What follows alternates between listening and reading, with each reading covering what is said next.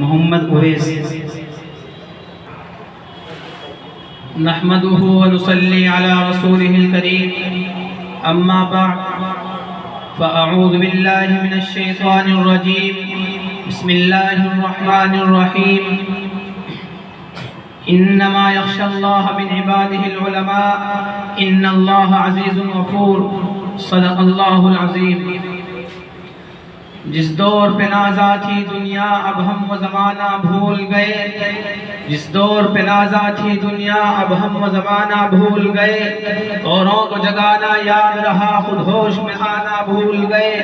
منہ دیکھ لیا آئینے میں پر داغ نہ دیکھا سینے میں، منہ دیکھ لیا آئینے میں پر داغ نہ دیکھا سینے میں، جی ایسے لگایا جینے میں کہ مرنے کو مسلمان بھول گئے،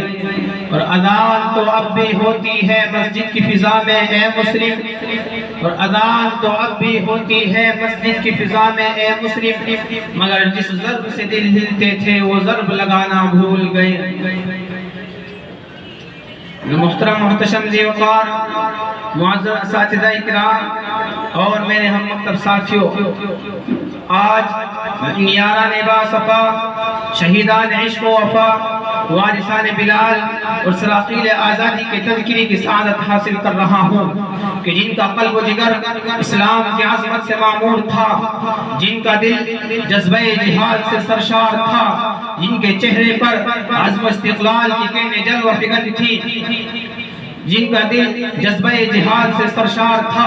جنہوں نے اپنی زندگی اسلام کی سربلندی اور اعلاء کلمت اللہ کے لیے وقف کر دی،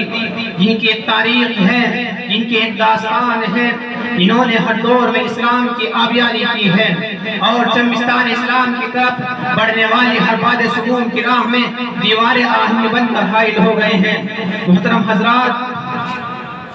اس چمبستان عالم کا پتا پتا اور بوٹا بوٹا اس بات پر شاہد ہے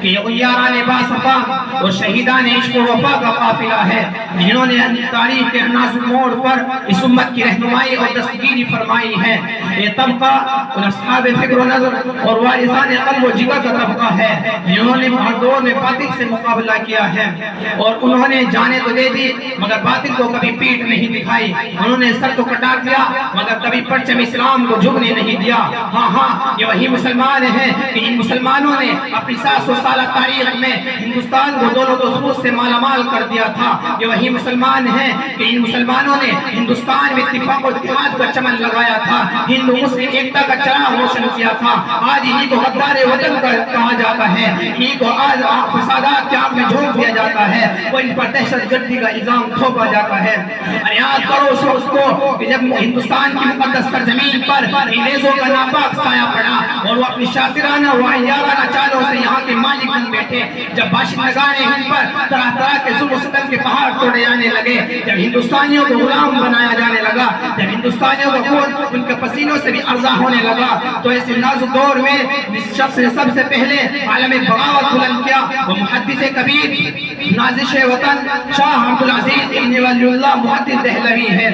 شاہ عبدالعزیز کا فتویٰ کیا تھا؟ گویا وہ ایک برق تباہ تھا جو دشمنوں کے نقل تمنا پر گر پڑی، انگریزوں کی نیندیں حرام ہو گئی، جگہ جگہ آزادی کے شعلے بھڑکنے لگے، جگہ جگہ آزادی کے پرچم لہرانے لگے، سینوں میں ولولے مچنے لگے اور حوصلوں نے انگڑائیاں لینا شروع کر دی۔ مسند درس پر بیٹھ کر قرآن و حدیث کے درس دینے والے علماء کرام خانقاہوں میں بیٹھ کر اپنے خون جگر سے شمع اسلام کو روشن کرنے والے مشائخ نظام میدان میں آ نکلے اور جنگ کا پوری بے خوفی سے مقابلہ کیا، اور میں اکیلا ہی چلا تھا جانب منزل مگر راہ رو آتے گئے اور کارواں بنتا گیا کہ مصداق بن گئے۔ چنانچہ 1861 میں بدبخت انگریزوں نے قرآن کریم کے 3 لاکھ نسخے جلائے اور اس کے بعد علماء کرام کو ختم کرنے کا فیصلہ کیا۔ انگریز مورخ تامسن اپنی یادداشت میں لکھتا ہے کہ 1864 سے لے کر 1867 تک انگریز نے علماء کرام کو ختم کرنے کا فیصلہ کیا، اور یہ 3 سال ہندوستان کی تاریخ کے بڑے المناک سال ہیں۔ ان 3 سالوں میں انگریز نے 14,000 علماء کو تخت دار پر لٹکا دیا۔ انگریز مورخ تامسن اپنی یادداشت میں لکھتا ہے کہ دلی کی چاندنی چوک سے لے کر خیبر تک کوئی درخت ایسا نہیں تھا کہ اس پر علماء علماء کی گردنیں لٹکی ہوئی نہ ہو. تامسن کہتا ہے کہ علماء کو بوری اور بند کر کے جلتے ہوئے تندوروں میں ڈالا گیا. تامسن کہتا ہے کہ لاہور کی شاہی مسجد کی سہن میں پھانسی کا پھندا بنایا تھا جہاں 80 علماء کو پھانسی دی جاتی تھی, جہاں علماء کو 80 علماء کو پھانسی دی جاتی تھی. تامسن کہتا ہے کہ علماء کو بوریوں بند کر کے دجلے راوی میں ڈال دیا جاتا اور اوپر سے گولے کا نشانہ بنایا جاتا. الغرض مسلمانوں کے بکھرے اوراق میں پکار نہیں بلکہ کرسی نشین حکمرانوں کی بھی یہی شہادت ہے.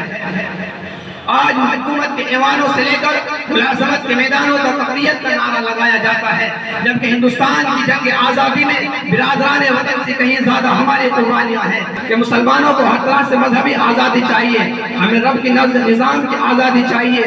ہمیں دستور قانون کی آزادی چاہیے. میں شیخ فقیر کو حکم کرتا ہوں کہ تمہیں مبارک ہو حکمرانی, ہم مخالفت بھی نہ کریں گے. تمہیں مبارک ہو حکمرانی, مخالفت بھی ہم نہ کریں گے. اگر شریعت پہ ہاتھ ڈالا نہ تم رہو گے نہ ہم رہیں گے.